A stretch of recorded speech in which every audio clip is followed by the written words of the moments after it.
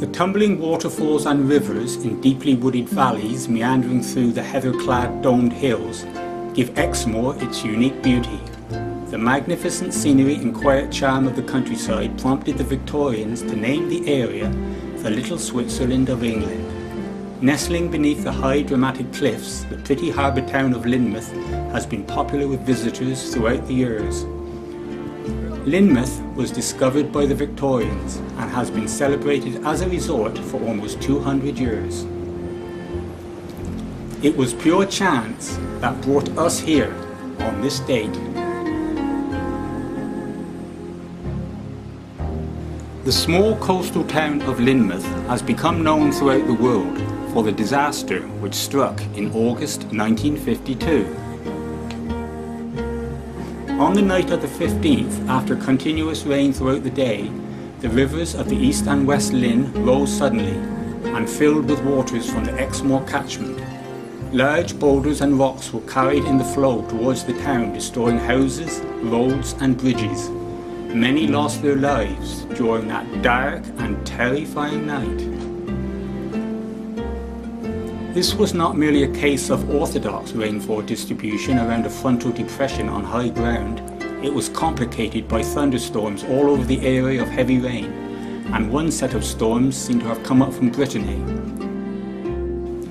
Up to 9 inches of rain fell over the period leading to the flood. And once the flood had subsided, the full extent of the damage could be assessed. Trees stripped of their bark were intermingled with enormous piles of boulders. Occasionally interspersed was the wreckage of human habitation and property. River banks had been ripped out, exposing dangling roots.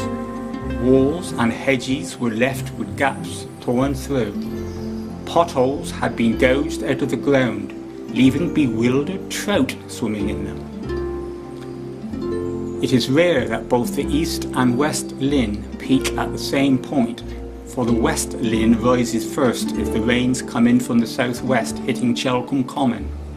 Reversibly, with the East Lynn rising first with an easterly or southeasterly wind direction. But on the night of the 15th, both the rivers peaked together, causing competition for the limited space at the confluence of the two rivers.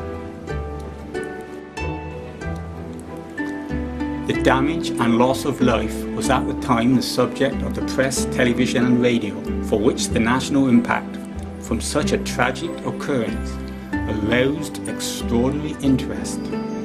In his article, Unparalleled Scene of Destruction, A.J. Butcher wrote in the Western Morning News the following Monday, "Superlatives are too puny to describe the calamity which has befallen Lynmouth and Barbrook. Deaths on a wartime scale, destruction at Barbrook, worse than in the heaviest splits, hundreds of residents and visitors personally ruined and destitute. The story stuns the human mind." The Sunday Express also reported the incident and published eyewitness accounts from guests staying in the Lindale Hotel. Mr. H.L. Watson of Catford, who was staying in the hotel with his wife and family, said, "From 7 o'clock last night the waters rose rapidly, and at 9 o'clock it was just like an avalanche coming through our hotel, bringing down boulders from the hills and breaking down walls, doors and windows." Within half an hour the guests had evacuated the ground floor. In another 10 minutes the second floor was covered, and then we made for the top floor, where we spent the night. Mr. Arthur Brooks of Shirley Croydon was also staying in the Lindale and reported, "We were looking out when we saw 3 people being washed out to sea. We managed to get hold of them and brought them through the window. By the morning, boulders were piled 20 foot high outside that window."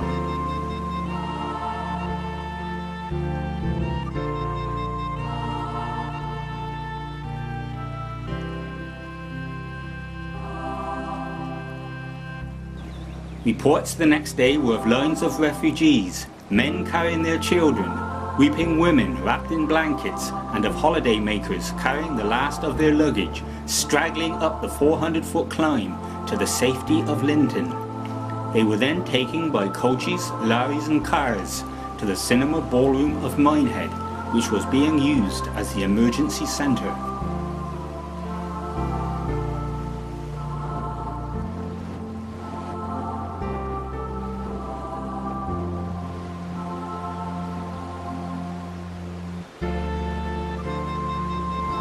The water had gouged huge rocks and boulders, some weighing 15 tons, and carried them to the shore. Telegraph poles, motor cars had followed. Trees felled by earlier gales and others washed out by their roots were swept into the sea.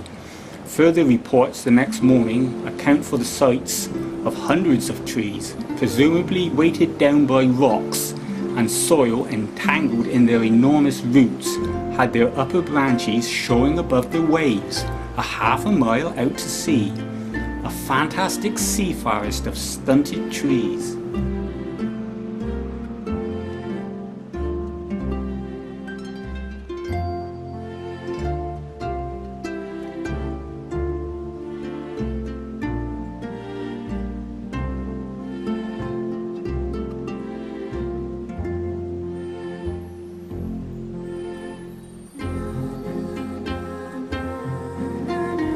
There were 34 dead, 38 houses and buildings destroyed, 55 more buildings damaged requiring demolition, 72 roads damaged, 110 bridges destroyed or damaged, 133 cars and motorcycles damaged or lost.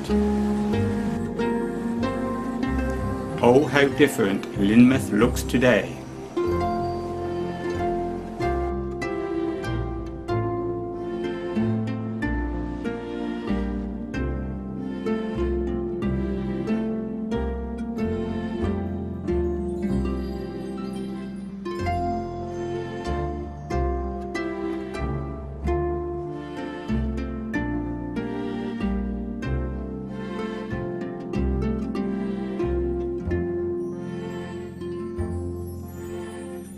The local authorities immediately offered and gave their services.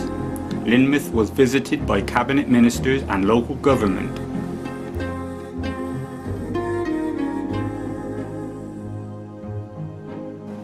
Lynmouth was reconstructed, hopefully never to see the like again.